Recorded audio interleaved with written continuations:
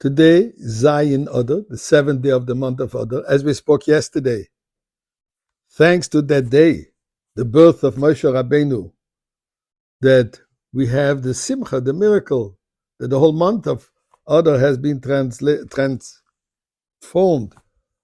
into a month of Simcha, a month of happiness.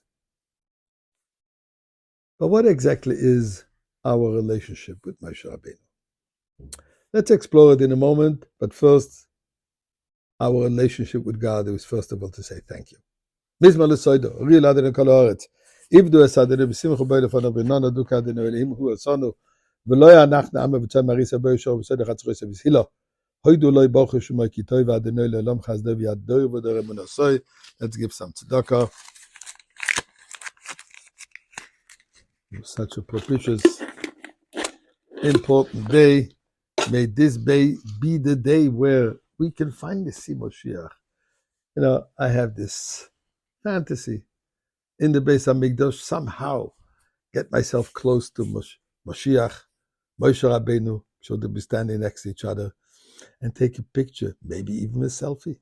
Any case, on a serious note, what's our relationship? It's not about pictures. It's not about selfies. It's not about me being close to them.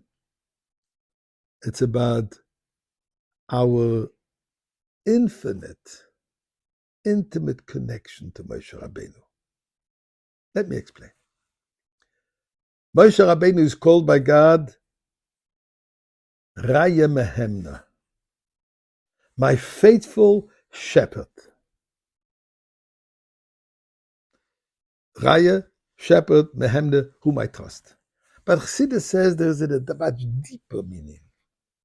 Not just is he the faithful shepherd, but he is Raya, he is the one who's shepherding Mehemna, our faith in God. Now, without Moshe Rabbeinu, we have no faith in God. Although it says that faith in Moshe Rabbeinu is equivalent to faith in God, and faith in God is equivalent to Moshe Rabbeinu, we need to have faith in both of them, as it says, Vayaminu b'Hashem u'b'Moshe Avdoi. We have to believe in God and in Moshe Rabbeinu. Says the Mechilta, the one who's not believing in Moshe Rabbeinu is as if he doesn't believe in God. But what does it mean he's shepherding the faith? Faith can actually be a very abstract concept.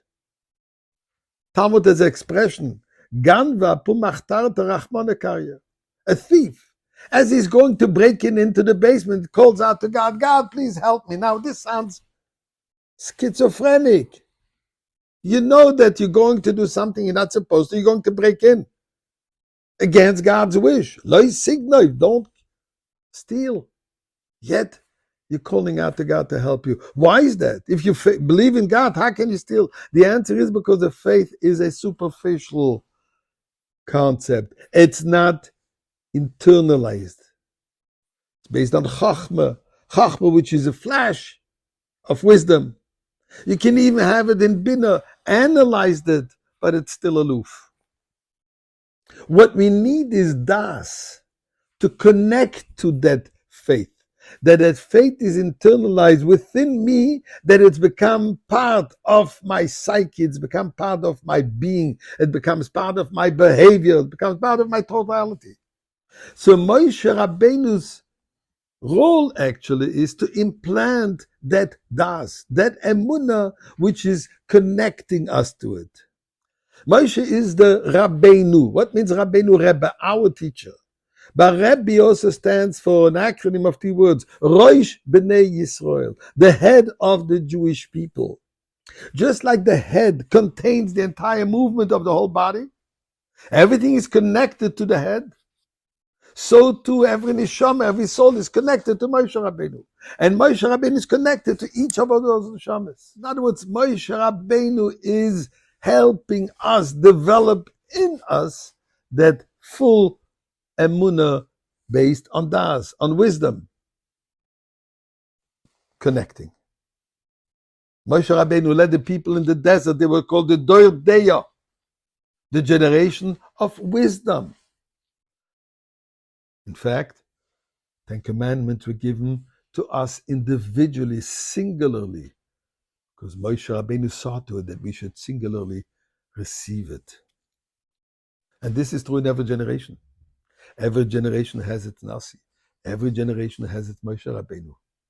And by connecting to the Moshe Rabbeinu of our generation, the Rebbe Shlita, the Rebbe Melech HaMashiach, we can get to this Das. To the point, as the Rambam concludes, in Mola Ha'aretz Deya Es Hashem, the world will be filled with that wisdom which represents the time of Mashiach.